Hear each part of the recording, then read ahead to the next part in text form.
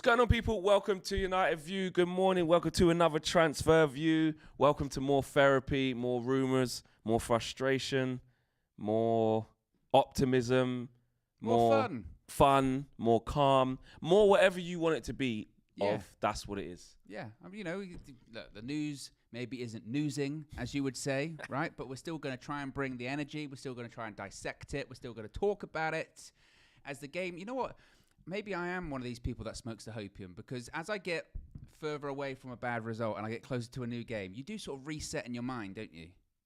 We were just talking about the game there, and I'm thinking, I'm looking forward to this weekend. Oh yeah, well, speak for yourself. I'm already dreading Brentford. Being a game, you know. I don't share the same optimism, and that's bad after one game. And I do that. I feel like I need to almost and I can be sometimes quite negative. Yeah, you can. You know, maybe I'm rubbing off on you too much. Yeah. I apologise. Yeah, that is.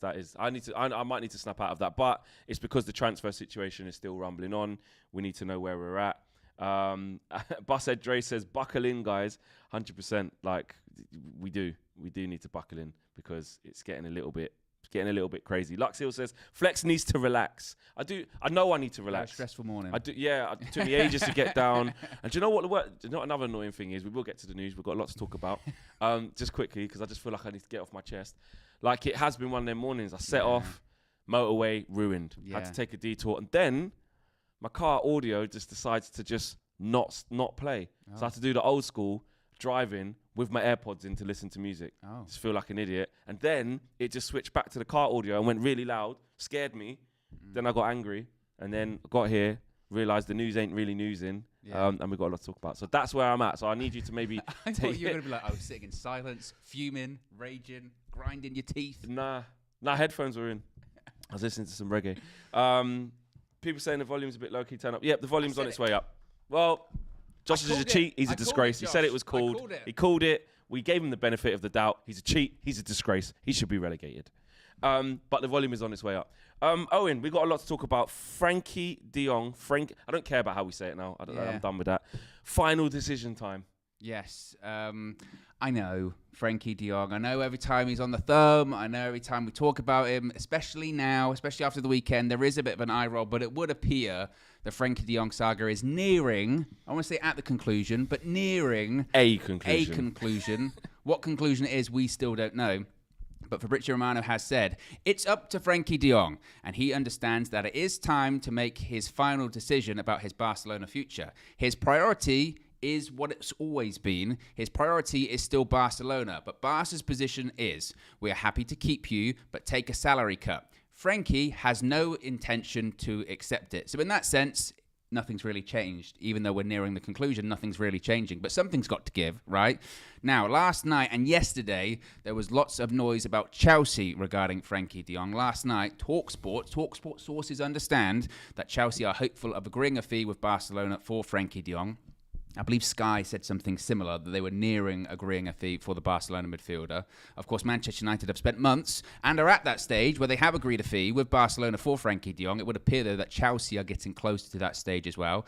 Alex Crook from TalkSport also said, quote, I've been sent another message saying we might know more about Frenkie de Jong's future in the next 24 hours. As I mentioned, Chelsea believe they're close to it. This was quite interesting, though, Flex. This came from Roger Torello, who is a journalist based out in Spain, saying that Frenkie de Jong's agents have put the contract situation with Barcelona into the hands of lawyers. The situation has now been made known to the AFE, which is the Association of Spanish Soccer Players, FIFPro and La Liga. Jeez. About all of this madness. I didn't know this, man. Frenkie de Jong considers that he is being made a victim of a smear campaign against his image from Barcelona, something inconceivable to him, and he does not intend to give in. Now, this comes on the back of a video yesterday. I don't know if you saw this. I saw that. As he was leaving, I think it was the training ground. Mm-hmm. And not all of the fans, there was a couple of fans. I think he was entering.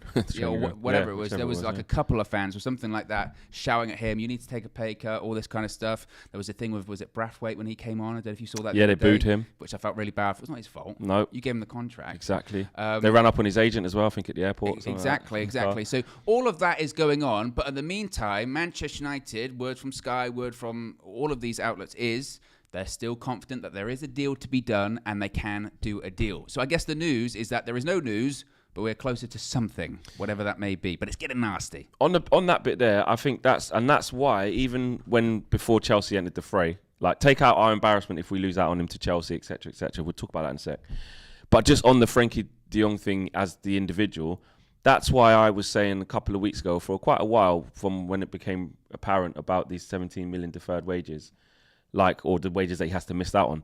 That's why I've always been like, I don't blame him for not moving quickly. I don't blame him for having an ultimatum or a decision already. I don't blame him one bit, because when you see how it's transpired and seeing what this mess has grown into, especially how it's been played out in public of factual stuff, of Barcelona saying one thing, then saying another, all in public. That's not hearsay. That's not a journalist said it, so it might be true, but quite a few journalists said it, so it probably... This is from the porter's mouth. Yeah. We want to keep him. There's things financially. There's levers. Players have to understand this. We love the player. We want him. Like, the mixed messages from in the actual media has been disgusting, because he's looking after his best interests in terms of, I'm the president. If Frenkie de Jong leaves, I need to show the fans that I've done everything else, everything to keep him. We were forced to do it, and it's all on him. He just wouldn't take a pay cut. If he loved our beloved Barca so much, he would still be here. Look, Dembele did it. Aubameyang had to, or Kessie, or all these new players we signed. They understood it, but Frenkie didn't. It's on him. So it's self-preservation. Everyone's out for themselves, and Frenkie de Jong needs to be out for himself in this. We're frustrated because, again, you want us to be out for ourselves. So fans are like, we need to put ourselves first. Only follow it so far, because then you're entering into backing him in an argument and a fight that isn't ours. But we've got our own shit to sort out. That's where the frustration comes from. But on Frenkie as an individual, they are. I agree with that bit there when you said that they're trying to smear his image and his reputation and almost paint him out to be, not almost, they're painting him out to be the bad guy. It's an absolute mess. Yeah. So it was always going to be messy. It was always going to be drawn out. I still think by the end of this week, we still won't know. Even though they're saying it's decision time and, it's going to happen and something's going to happen, I still feel there's just more to go. And I wouldn't rule out of principle, and it is a World Cup year. I don't know. This is just me speculating. But if I was him, I'd be like, do you know what? Fine, I might not play or whatever, but I'm not going. I'll wait till January. You can't just brush this under the carpet and try and force me to the thing of, there's only a few hours left of the window. Right, I've waited the whole. Me and my agent have waited the whole window with this stance, and we give in near the end. That's even worse with what he's been through. So he has to see it through for the best of him, and I actually really feel sorry for the guy. I know we'll talk about us, but where we fall into this, but I actually feel sorry for him. He's in a disgusting situation at a club that is literally in freefall, and they keep getting away with it. No, I agree. I think, and you take a step back and you think, how is he the bad guy in this? How exactly? He wants the money that is owed to him. He wants what is contractually obligated to him. Yeah, and suddenly that's bad. That's wrong. And now, again, they're even trying to justify that by saying, well, here's the bad guy because that contract he signed, it was criminal. It wasn't actually right. The way that it was done in the first place by the old board and your representatives, we think there was something dodgy going there. So you're not even really owed that money that you think you're owed because it's not even legal. It's not even worth the paper it's drawn on, all that kind of stuff. That is madness. And the fact that he wants to stay, irrespective of, well, obviously I want him to come to Man United, but even irrespective if he goes to Chelsea or United or wherever, the fact he still wants to stay at that club and you're being treated like that, you're being threatened with legal action and you're like, I still want to stay. I still love the club. How much? Talk about a relationship. Get out. Yeah. Get out. And that is, to me, again, it's madness. How true do you think that is in terms of, like, how much do you think that is him? Because he has, I think clearly in this you can't show all your cards and you've got to think of both ways. How much of that do you believe is Frenkie going, well, I might have to stay here till January and still play some games and be professional whilst I sort out this contract thing. So I can't be like, I just want to get out as quickly as possible. I need an end to this, but then I have to stay and still play. Do you think it could be a little bit like him going, I've got no intention of leaving, and go, why? I love it here. Well, yeah, a little bit, like just playing the game a little. Yeah, I love it here. Just and they'll be like, well, surely you don't like what's going on. He goes, no, I love it here. Yeah, obviously not that pedantic. Like, you know what I mean? Yeah, but I still feel there has to be a little bit of gamesmanship here because, like I said, if you're Frenkie de Jong and you're trying to sort this out and you don't know when it's going to get sorted, right? Say I'm Frenkie and you're my agent, and we've decided like, look, this is going to take a long time to sort. Just be professional, you know. As someone said in the comments the other day, batten down the hatches. Yeah, you've got a lot of that. I keep saying battle down the hatches. Why did I think it was battle down the hatches? Wow, look, I don't want to get into things about phrases again, because last time I talked about things close to the vest, people got very upset with me. Oh, we're going mad off topic here. And guess what? It was true. You can do both. I'll check it. But no, I know it's batten down the hatches. I've always heard that phrase. But someone in the comments was like, can someone please tell Flex, it's not battle down the hatches, it's batten down the hatches. Yes. And when they said that, I always thought when I was saying, I didn't quite feel, but I thought people would know what I mean. I knew the phrase, like, again, prepare for you didn't pull me up on it, so... Prepare for difficulty or crisis, but in a nautical sense, it's to secure a ship's tarpaulin. Yeah, literally, get the hatches down. But anyway, I'm a bit off. What? No, I just thought we went literally, we will go like this, and we just went. Yeah, this is what we do. It's, you know, sorry, I apologize. Like, I've got a brain that's just like, stuff just comes out, innit? Yeah. So sorry. I saw one of the comments the other day, and I think it was the Full View. They said, "Why does Owen have to constantly get things off topic?" And I went, "I don't know. I don't know the answer to that." That was me this time. That wasn't you. Yeah. Back to the topic. Yeah. If the agent and the player in Frenkie de Jong have said we need to batten down the hatches. Ride this out. It's going to be horrible. There's going to be people saying things about you in the media that ain't true. You just turn up to tour. You just play. Yeah. You just say that, you know, your preference is still to stay. Because also, if he doesn't kind of have that stance a little bit, I think it weakens his position to Barcelona to, you know, I want to stay, mate. I want to stay here, mate. Yeah. So I want to honour my contracts. I'm not going anywhere. You give them that. There's no thing of you're going somewhere else. Do you know what I mean? But at the same time, he's had negotiations with the agent with Man United and now probably with Chelsea. So it's a very, very multifaceted situation that has so much layers to it. It does feel like there is gamesmanship, because when you go, I really want to stay here, Barca will go, okay, take a pay cut. He goes, I've got no intention of it. And they go, well, you don't want to stay here then. He's like, no, I really want to stay here. Yeah. You know, it's gamesmanship. I think he has to do that. I agree. Absolutely you do, because he may never see that money again. And I know that you get things like from, you know, these reports saying, well, Manchester United and Chelsea are willing to, you know, sort of fill that stopgap when it comes to the deferred wages and all that kind of stuff. But still, it's like, it is just a saga. And whilst it does appear that we're coming to the conclusion of it, because they've got, 10 days to register the players or something like that? I mean, there was a thing yesterday talking about Christensen and Kessie. They might even be free agents. They might not even be able to register. Imagine that. We may as well just go and get Christensen and Kessie. Go get them. If they're available. If they're available. No, the ironic thing is we got De Jong, Kessie and Christensen. Burning free transfers. Exactly. Oh, mate, we're a mess. Yeah. We're a mess. There needs to be I'm fully out of it now. Yeah. Like, in terms of, like, before I was like, oh, come on, you know, people will message me. Do you think? I'm like, listen, the player wants to come. I believe, you know, he just needs to sort out this mess. Which, essentially, that is still it. Yeah. But the bit of, like, he wants to come to Manchester United, he just needs to sort out this mess quick. I'm out of that. By the way, understatement of the century, when, like, it was coming out in June going, yeah, it's a bit complicated. A bit complicated. Yeah. You kidding me? A bit. The noises were, there's a little bit of a complication on the contract side. A little bit. A little bit. There's legal action. There's threats. There's, like, again, it's like Goodfellas. It's like Godfather. There is so much craziness going on in this deal that you don't know where it's going to end up. Do you still want him, though? Absolutely. There you go. Of course. And Man United do. And even the noises still are. They believe, whilst maybe we might not believe, or we believe less, that there is a deal to be done. United clearly still believe. And you would say, why do you still believe? What have you heard to make you believe that there is a deal to be done?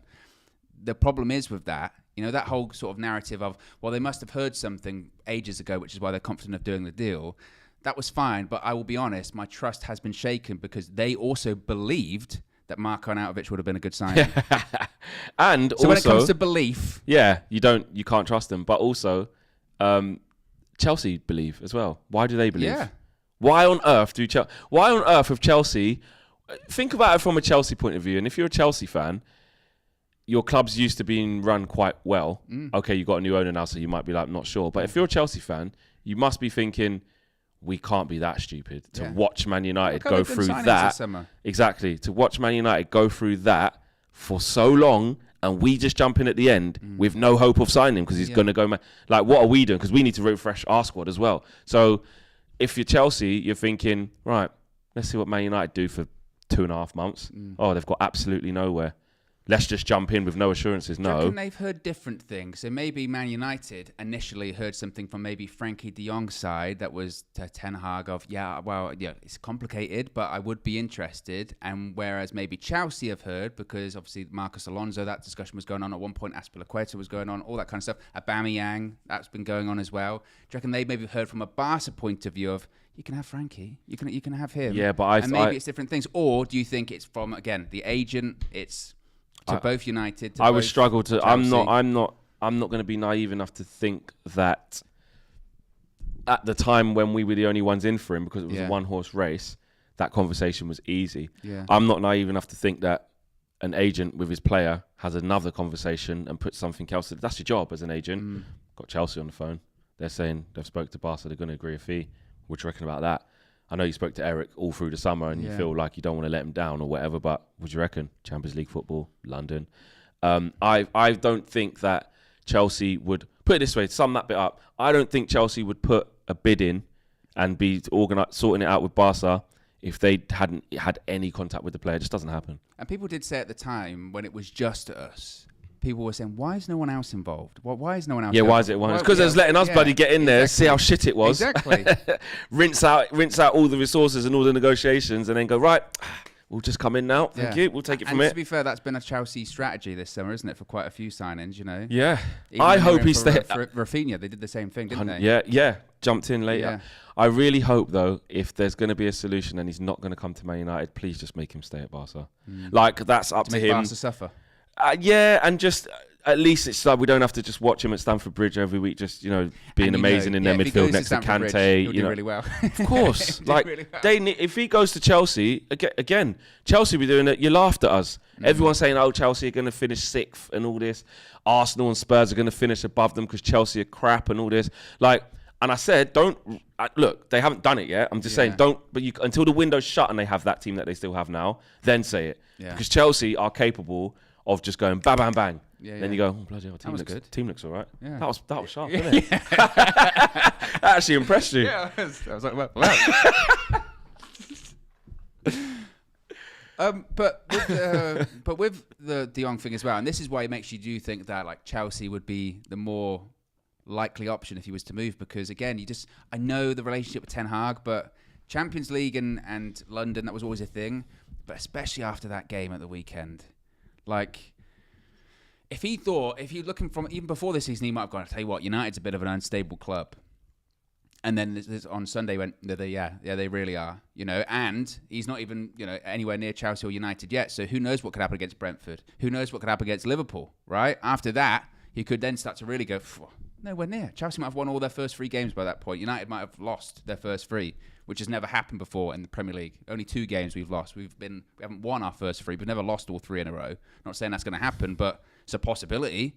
And then again, De Jong would be like, no Champions League, rebuild, chaos. Why? Why would I go there?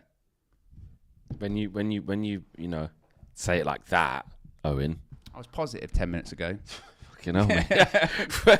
When you say it like that, no, but you're right though. You're right. That is the situation of Man United. Do you know what I mean? And that's what worries me about Chelsea coming to the table, and it's not a one-horse race anymore. Again, I think when I first heard of Chelsea's interest or willingness to put in a bid, I was like, well, it's a massive test because all we can do is rely on Ten Hag's relationship with the player. Yeah, that's it. Yes, you can at a stretch. You can try and sell the Man United thing of 75,000. The fans will be behind you. It's putting on the red. You got the chance to really be the forefront of a rebuild. But essentially, let's just deep it. Not many players, especially at the top level, who are really good players, they don't give a crap about that. They care about their careers, and rightly so. Like the secondary stuff will come afterwards. Is it a nice stadium? Is the fan base big? Will I be loved and adored? The fans are great. That's great, but we have the emotional connection with the club where we believe our club is the biggest in the world and we love our club and you come on, we want to see you, we'll support. That's our thing. Yeah. When you're a footballer and it's your career, what is best for my career? How do I win trophies? How do I look back on my career with medals and accolades and success? And it's not at Manchester United in this moment. It's whether you want to sacrifice that for the next couple of years because you believe it will happen at United, or like you said, you go to a Chelsea who are always competing, even in their worst moments when their team's not even quite there yet. They're getting to finals. Yeah, do you know what I mean? They're up there. They are completely up there. Think of the pressure as well. If he goes to Chelsea, obviously there'll be scrutiny, and obviously he's got more chance of winning things, and he's in the Champions League. But ironically, the pressure is like tenfold bigger if he comes to Man United as well, because he has to. If he goes in and he's okay, everyone will be like, "What was the point? What was the point?" He comes in and he's this linchpin of how we're going to play, what we're going to be like, and if it's okay, it's already not good enough. Well, his expectancy and his trajectory will already be scuppered. Yeah. It will already be unrealistic because we've wanted him so bad, and we know how integral he is. He needs to come and boss it straight away. It'd be amazing. And so it's like we will forget of the actual. Once the saga would be over, this is touch wood he comes. Once the saga would be over, we would forget that like it's a slow process. We've got to build. It's a whole new team. Yeah, 100%. And it's almost like, do you even want that pressure on him straight away? And it's big money. This is big money. This is, you know what I mean, like north of £75 million. You know, with add-ons and what kind of craziness, 80, 85 probably. You know, and the wages. Huge wages. This is a big transfer, massive. It's moved on a bit from when we first got the confirmed package, and we were like, tell you what, 55 million all in, 60 million, that's pretty good business. It kind of gets lost a little bit, the fee, doesn't it? Because then when you do think about it, you go, it is a lot. Like, you know, 75, 85 million. It's a lot of money.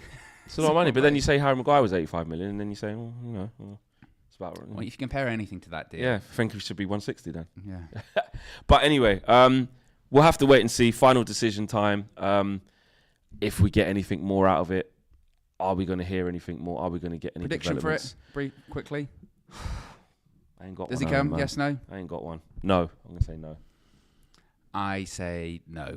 I don't think so. I think he's going to go Chelsea. You know what? I'm really worried about it. Yeah. I think he's going to go Chelsea. Yeah. I hope I'm wrong. Me too. Like I said, if he's not going to go anywhere, if he's not going to come United, please just don't go.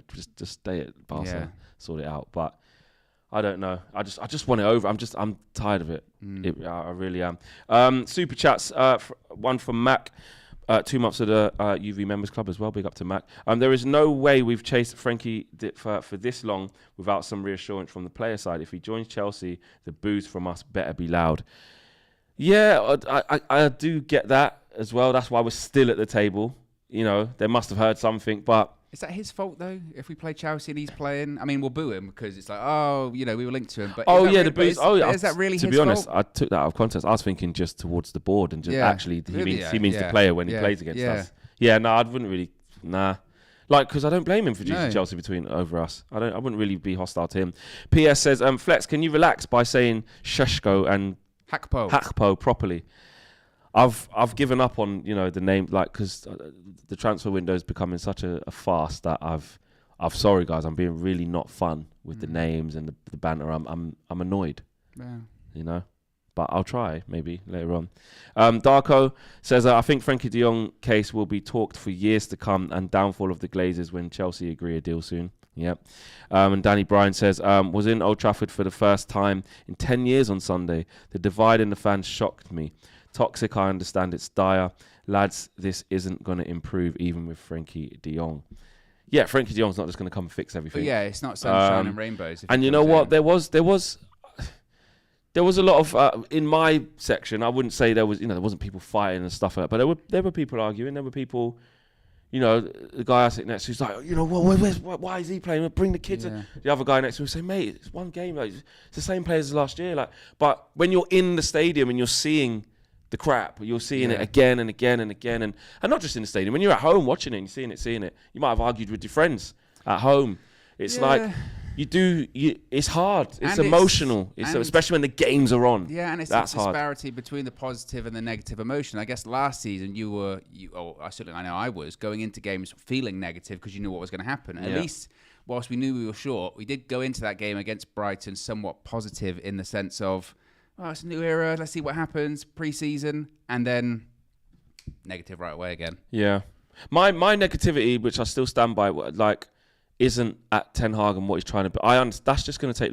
Like, we can't sit here as fans and say it's going to take a long time. This team is absolutely awful. Let alone him trying to recoach them. It won't change until some of these players don't even play anymore. Yeah. Like, and then lose the first game and go, oh, see, it's all the same. Like, for me, when I saw the goals going in, I was emotionless. I was. I'm not telling everyone to feel like that. Yeah. But I literally just went, fucking hell, man. Here we go again. I knew this would be tough, but I thought it would be a bit better than this on the first day. But what can you do? Yeah. I came out and it's like, everyone's kind of congregating and people are talking behind the camera, and before we start kind of doing people's interviews, and everyone's like, you see, Flex, man, I told you all of this stuff. It's very frantic because it's raw reaction. It's raw. You're at the game. You've just witnessed it, and it's difficult. I just think we have to just go up and down and respect each other's, opinions and feelings on things, because everyone's going to react differently to how the team rebuilds if it does. Do you know what I mean? That's what I do. I just respect people's peace of, do you know what? That's how she's dealing with it. That's how he's dealing with it. Yeah. That's how that little kid's dealing with it. That's just how they express. As long as it's, I think you're not going out like you're just, saying stuff that really isn't true. I would challenge that because I think that's important. But in terms of your general, how you express your frustration, it varies, isn't it? Keegan says Eric Ten Hag has Frenkie de Jong for 1 year. Relationship hype. He only had him for 1 year, so is it really that great? Well, The Athletic did say something about that a few weeks ago, didn't they? When they said, for all of these people talking about the relationship between Ten Hag and de Jong, the relationship isn't as strong as people may necessarily think. Yeah. Like, obviously, they know each other and like each other. They achieved a lot whilst he was there. But to Keegan's point, it was a year. Yeah. So it's quite an interesting one to consider. Olushola says, why go for a player in such a complicated legal issue? Chelsea have been smart in watching us draw out this long process, and they will get the player. But they're going for a player also in a complicated legal issue. Yeah. Like, it's the same for them. Yeah. They're, and all the reports have actually been, not one report has said he has agreed to join Chelsea. No. They've said if it was a choice between the two, he'd probably. But no the big hitters, i.e. Ornstein and Romano, the ones that you really go off, especially Ornstein, he said player side's still a mess. Yeah. Don't know. This is just between Barca and the club. Romano and Ornstein, like I said, those big hitters have said the same thing. One, it's a mess. Two, he has no intention to leave. That's the only thing they've really said on the player side. He's got no intention to leave. So we don't know if he would prefer one or the other if he were to leave. All that we know right now is that he has no intention, or that's what he's saying publicly. Whether, privately, he's like, no, I am going to leave. It's just a case of getting these things sorted. Publicly, it's no intention, not going anywhere. And Ramanan, I'm just going to read out a few comments from the comment section. Ramanan says, let's not forget Chelsea had also many L's with Barca. They've taken a lot of L's with Barcelona this year, this thing. And good morning, boys and peeps all over the world, said Shahifi. Swift says Chelsea haven't agreed terms with the agent. We have. What else have we got? We've got de Jong won't work at Chelsea. They play way too defensive, says Johnny. Doesn't even think that de Jong would do well there. The Black Morora says, do you think he waits out his contract like Bale? And that's another thing. Is that exactly like, okay, different stages of a career. I think when Bale sort of went downhill, he'd kind of achieved a lot already. Yeah. And was like, I'll just sit here. Frenkie de Jong, World Cup year, he's a lot younger. I don't know the answer. I don't know. That was what was wild about Real Madrid. Obviously, they won the Super Cup last night, but they won the Champions League last season, and they still had under contract. I think Bale was on the bench, but they had like Hazard, Bale under contract for major, like, the highest earners at the club, not even involved. Just like, and that was because, like they said, they just can't get rid of them. The wages are too big. And that's the thing, the player power. If you just sit there and say, "Well, all right, cool, I'll train every day. I just won't play. I'll still play for my national team." That's what Bale did. Like, do you know what I mean? Loan for 1 year, go Spurs for a bit. I'm still getting my money, I'm still getting what I'm owed. Yeah. Is he actually gone on loan to LAFC as well, or did he actually? No, is that permanent? Yeah, it was, cool. So free transfer. And Ed T says, is it wrong that I want Frenkie to stay so that Kessie becomes available again?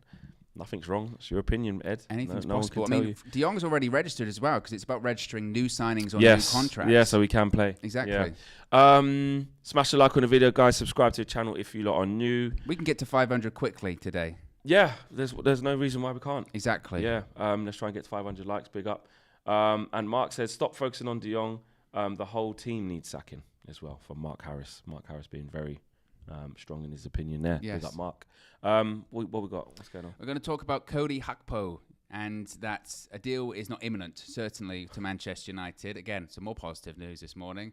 It's been reported by the Daily Record that PSV have told Cody Gakpo that his sale will not be sanctioned under any circumstances before their Champions League qualifier tie against Rangers has been settled.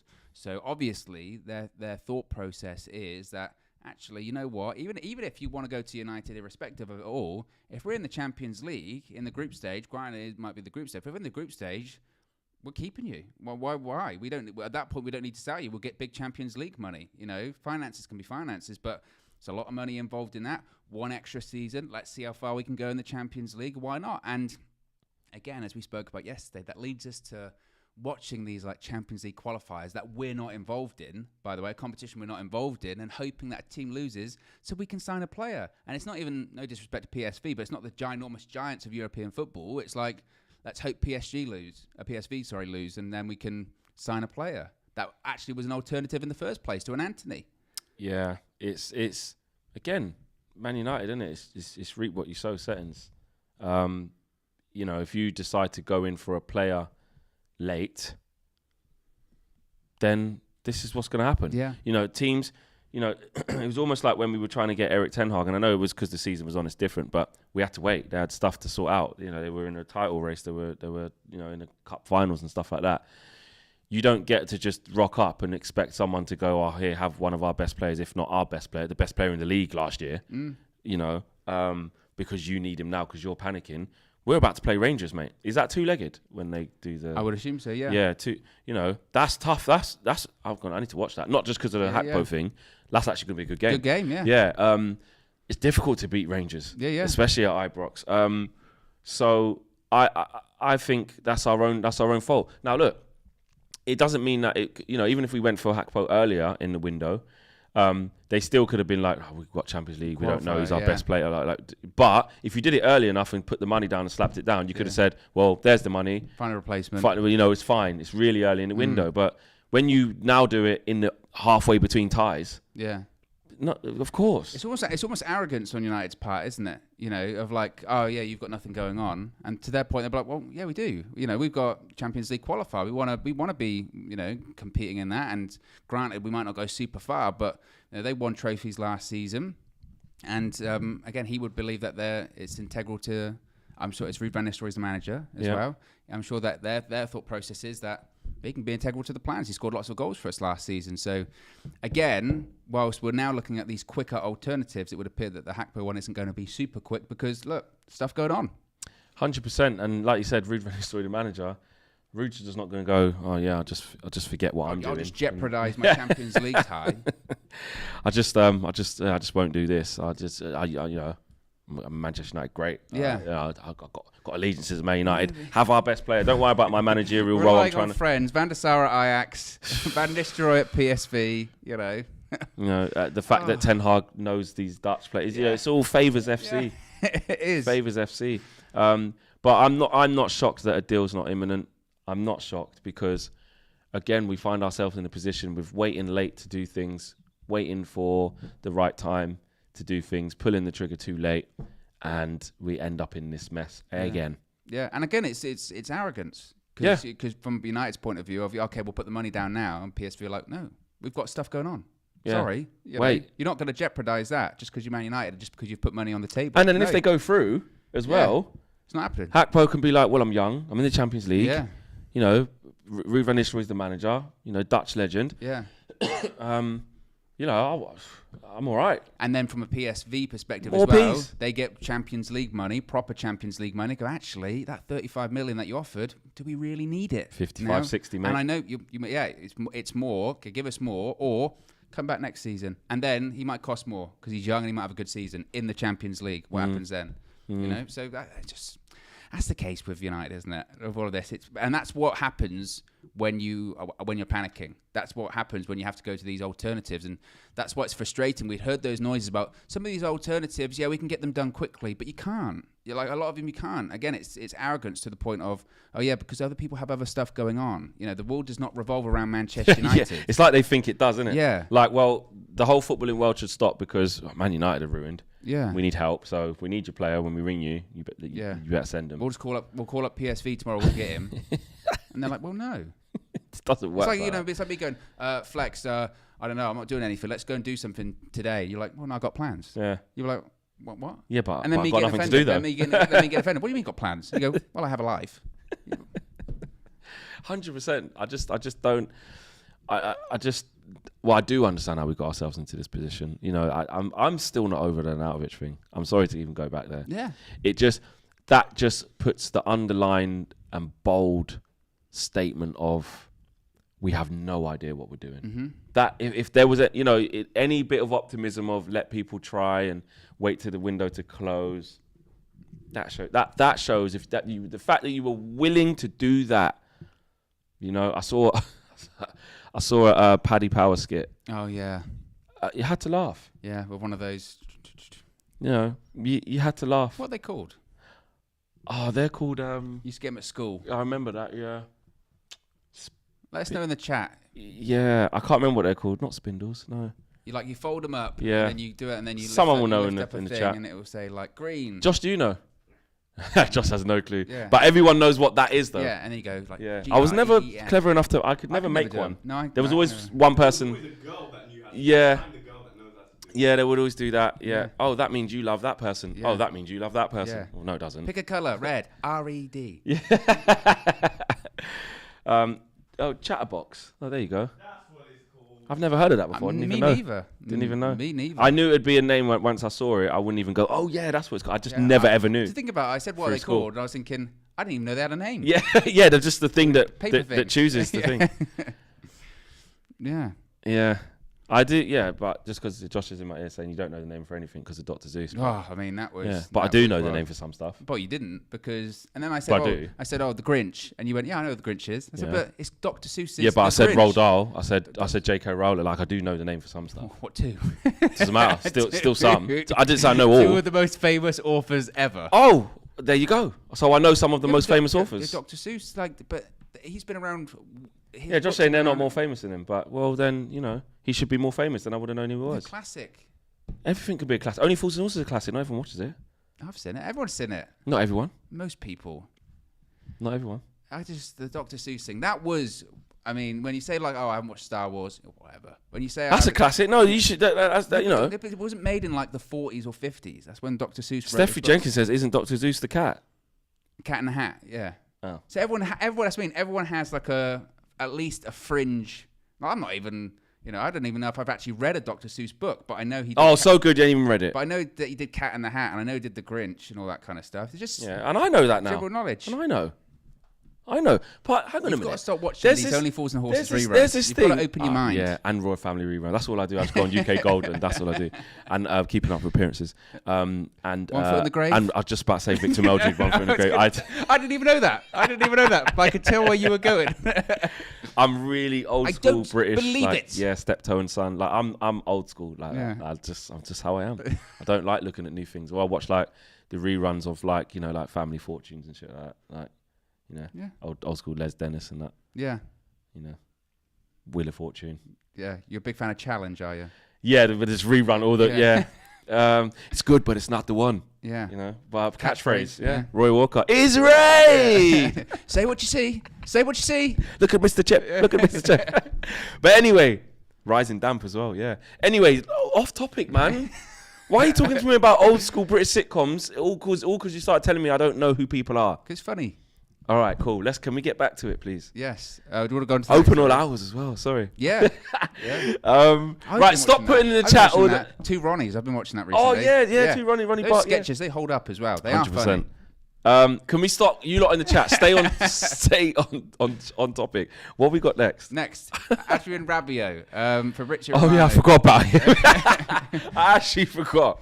Fabrizio Romano has said this morning that Adrien Rabiot is interested in a move to the Premier League, but does not want to reduce his salary from his current 7 million euros net per year he makes at Juventus. Negotiations are underway. At the moment, the negotiation between Manchester United and Veronique Rabiot is still ongoing. What are you laughing at? Sorry, because Etty Steffi Jenkins like it's pronounced bouquet because it's thinking yeah, hyacinth bucket. Yeah. Hello, Mrs. Bucket. It's bouquet. Chad. She's like, she's like the spit of my nan as well. Patricia Like, Ross. exactly, you know what I mean? Sorry. Mrs. Bouquet, Mrs. Bucket. It's bouquet. And then Onslow just comes around the corner and Rose just like, shit, they're going to make me look so bad. She just, sorry. That was Steffi Jenkins' fault.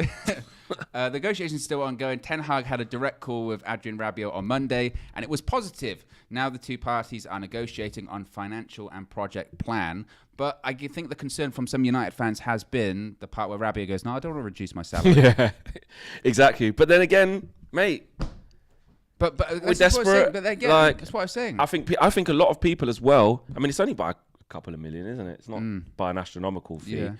I think some people are in the camp of, mate, I don't care. Like the Glazers, we see what's going on.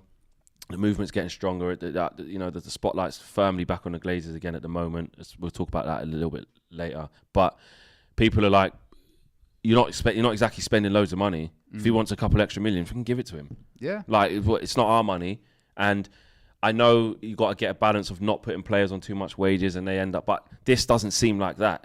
From the disparities of what I'm seeing, looks like a couple of million. But that's United's fault as well. It's United's fault. The reason why that he wants that amount of money or a similar amount of money is because that's all we can offer. What else do we have to offer? We don't have to. We can't offer Champions League football. We can't offer challenging for titles. We can't offer any. We can only offer money. And Rabiot and his agent, they're aware of, clearly they go, well, we know you're desperate. You're not in a position to leverage anything. You're not in a position to negotiate at all. Even Bologna, with that Arnautovic thing, they rejected that first offer because they thought, well, they're going to come back because they're desperate. And we were going to. We were planning the second bit. And it wasn't because United went, oh, that's too much. That was part of it. But in reality, it was, all of the outrage and all of the pushback surrounding it. And it's the same with this Rabiot situation now. Like, they're like, we know you'll give it to us because you have to. What are you going to do? Say, oh, no, we're going to walk away from this player too. We know you need players. And whilst some people might be undecided on Rabiot, who else are we going to go for then? Who else can we get that quickly?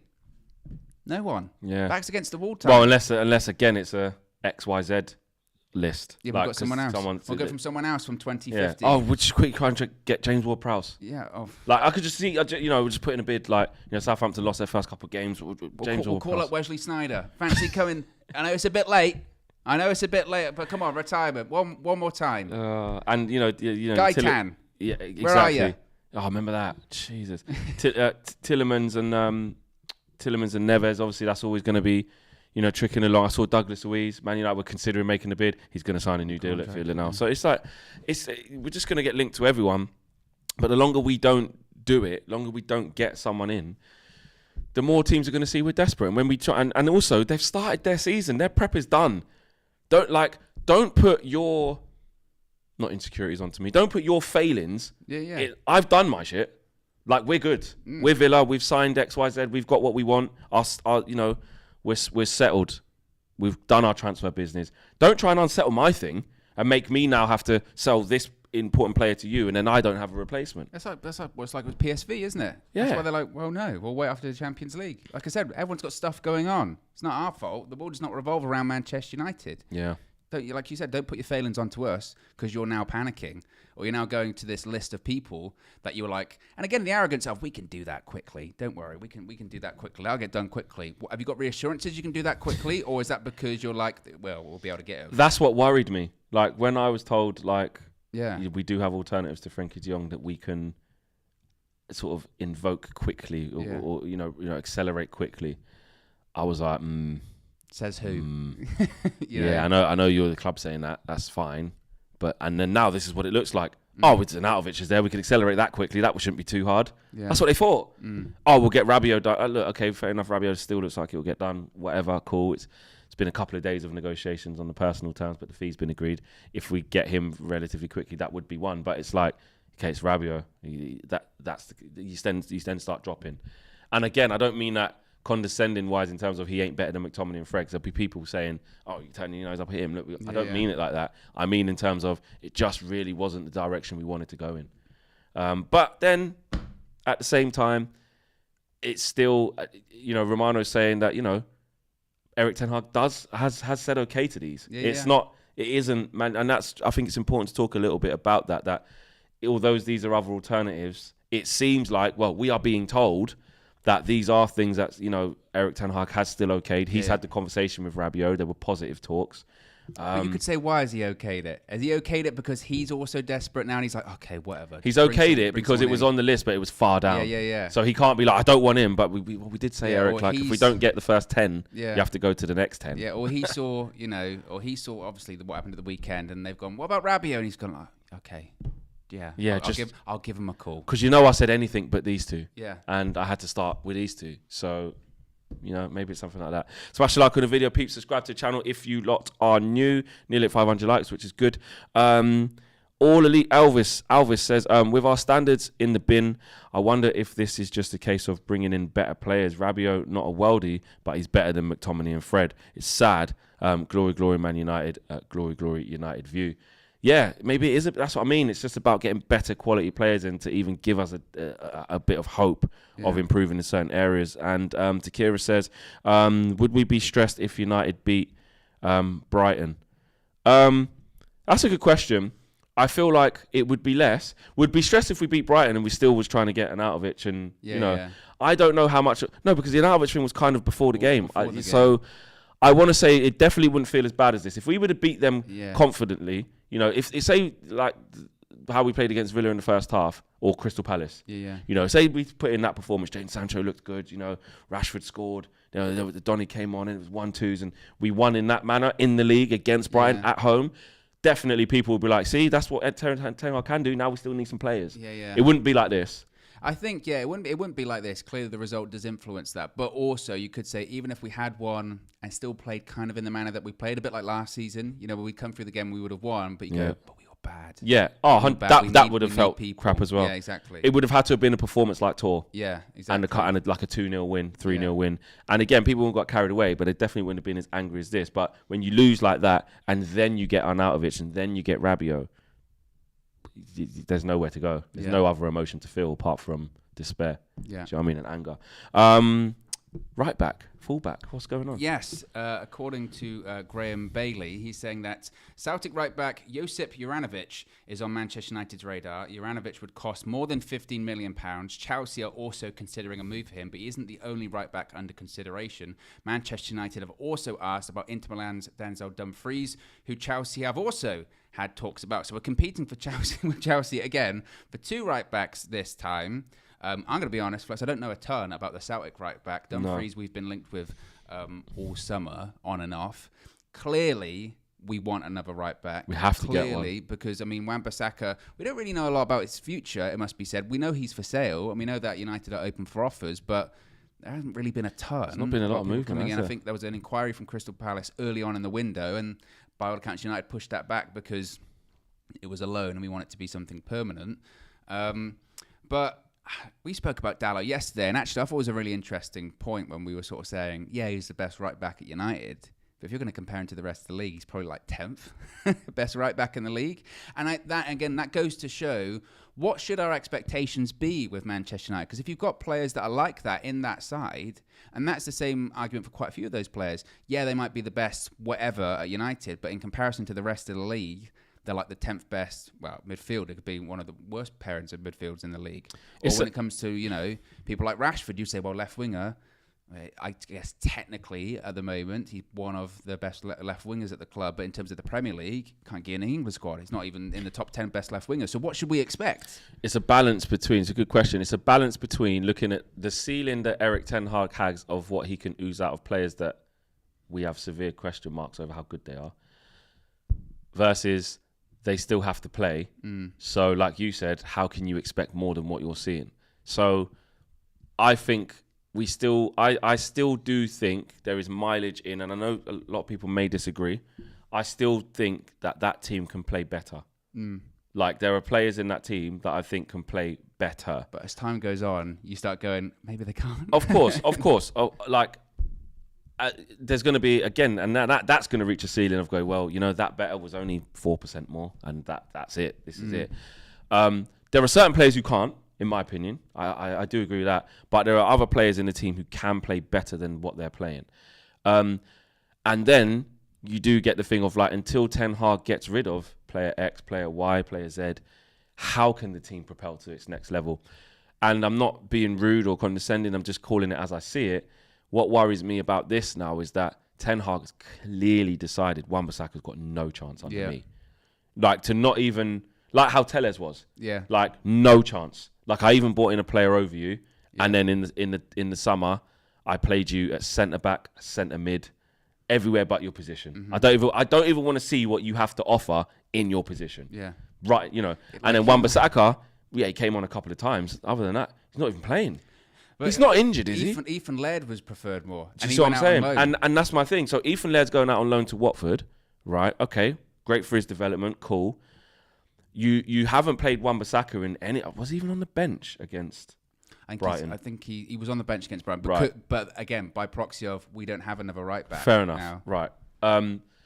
He is not part of Eric Ten Hag's plans at all. So if Dalot got injured tomorrow, what would worry me is, okay, as of now, we'd probably put Ethan Laird in, and he might not go to Watford, but I know Watford really need him, so cool. But he wouldn't want to have to put Wan-Bissaka in. I think he'd put Lindelof in over him.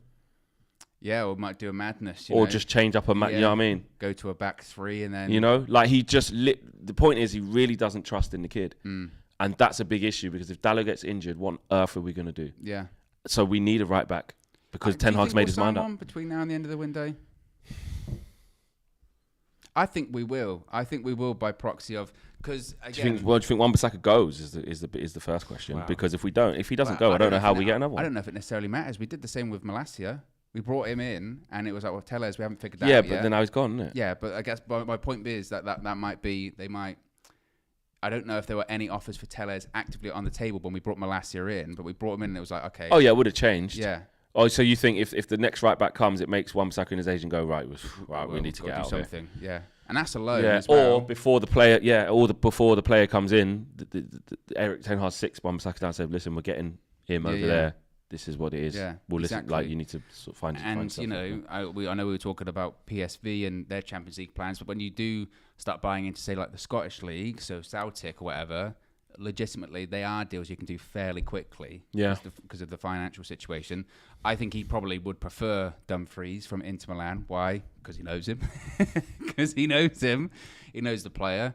But I do think we'll get a right back because, as you mentioned, I would be surprised if Ten Hag would be willing to leave himself that short, i.e. Laird's going out on loan. I don't like Wan-Bissaka. And so who's not even the case of Dalot, like what happens if he gets injured or suspended? He just can't play every game. Yeah, you can't just have one. Ten Hag said it himself. He's got too many games. He can't play every game. Yeah. So that other right back has to play games. And he doesn't want to play Wan-Bissaka. So it would appear that agreed. I think we are going to get one, but I think watch this space on that one. We're in big trouble there because we can see that Wan-Bissaka can't play in this system, and more importantly, even if we could see that as fans, most importantly is the manager's decided that. Clearly, the manager's decided that from what it looks like anyway. Yeah, you never know, things can happen, and maybe Dalot gets injured and he has to play Wan-Bissaka next game, and then he plays all right and we win. I don't know, but things can change. But I think it's fair to say you look at Wan-Bissaka's style of play, and there's a lot to be desired for there. Last topic of the day, smash a like on the video, guys, if you haven't done so already, and subscribe to the channel if you're new, if you forgot to do that. Remember, you can join the United View Members Club if you would like to do so as well. What's the last thing? Last thing is about this Michael Knighton possibly putting a bid in for Manchester United to buy the club. Obviously, it's been gaining a lot of traction on social media with people hoping that it happens or something happens. Previously, it was an interview that was done on a YouTube channel. I believe, I forget the name. Apologies. But yesterday, Simon Stone from BBC Sport also clearly spoke to him and said the following. Of course, Michael Knighton came close to owning Manchester United in 1989. Now he's looking to launch a hostile takeover to try and get rid of the Glazer family. Now, this is the key bit in it, is it says, quote, although the club are not treating his plan seriously, Knighton is convinced the Glazers will sell if the deal is right to them. Knighton has told BBC Sport that he's got a consortium together and that an offer document is being drawn up. Sources well versed with United's financial situation suggest there is little chance of the plan succeeding. There is also a feeling others who might have been interested in the past no longer are interested because of the combined cost of buying the club and upgrading the stadium. At present stock market value, United is worth just over £1.5 billion. However, the recent sale of Chelsea was at a price far beyond what most analysts felt the club was actually worth. So obviously, it's gained a bit of traction on social media, but as Simon Stone says, you have to be careful. We all want, right? We all want a different ownership. We all want different owners. We all want owners that are not going to take money out of the club, are going to put money into the club, clearly. But you also have to be careful that you don't raise your expectations too high for this specific story, because as Simon Stone says, the club aren't really even taking it seriously. And the issue you also have is that the club, like he says, in terms of the stock market, is worth 1.5 billion. Chelsea went for what, 3.5, plus upgrading the stadium, plus removing all the debt. It's an expensive, hefty transaction, and also the club's not for sale. You know, and it makes it difficult. Yeah, I think the thing with this is I think it's we can be like just write it off and say, oh yeah, he's never going to buy it, that's never going to work. Or you can be like, really, I don't think you should tell people how to feel. No. My thing is let's see how hostile this bid is. Let's see what he comes with then, because he's coming with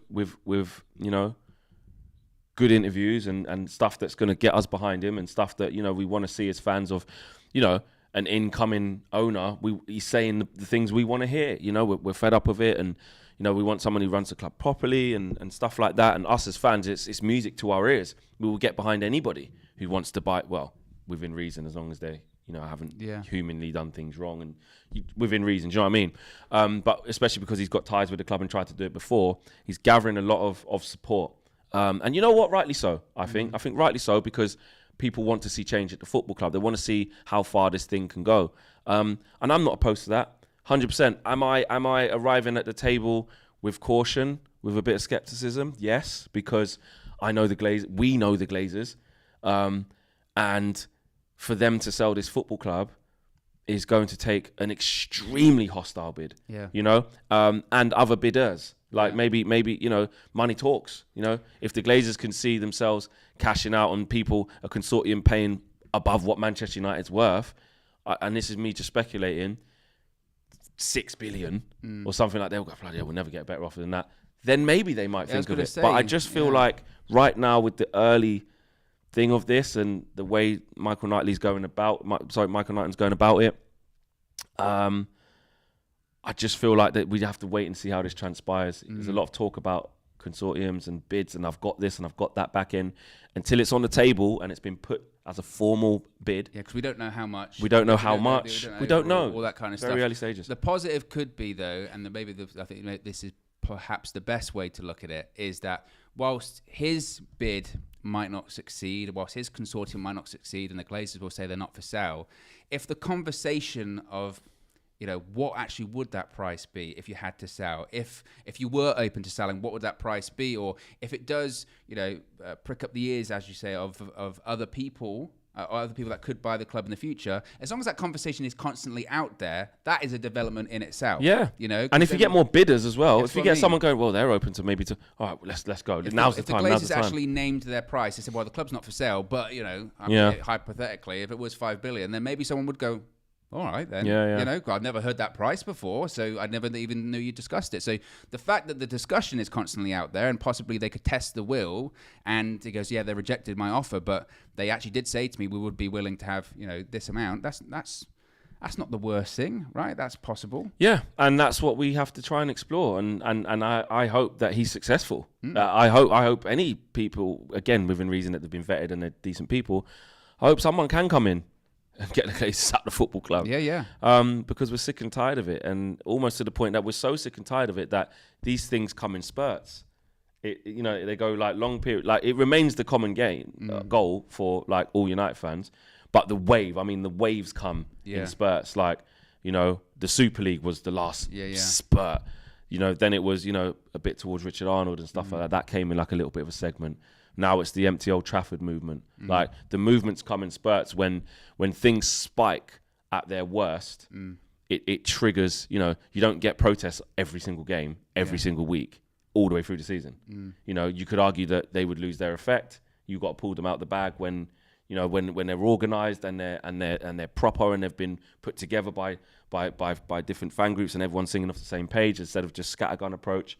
But that's what I've definitely noticed in recent years is that they come in waves, and this one's definitely a strong wave. So we'll have to just see how it plays out. Yeah, and like I said, as long as the conversation is constantly ongoing, and as long as you have media outlets like Sky, like BBC, constantly talking about what would it take, the fan groups, what would it take, how much would it cost, and for the Glazers to actually name a price. Again, that's a position we haven't really had before that I can recall. So I think that's a positive. Whilst this bid might not work, as long as it keeps the conversation ongoing, I think that's a positive to possibly something maybe happening in the future. Fingers crossed. 100%. Guys, thanks for watching this morning. Jam-packed show. There was loads to get through. We got through it with a little bit of distraction. Let me just make sure there's no super chats that I have missed.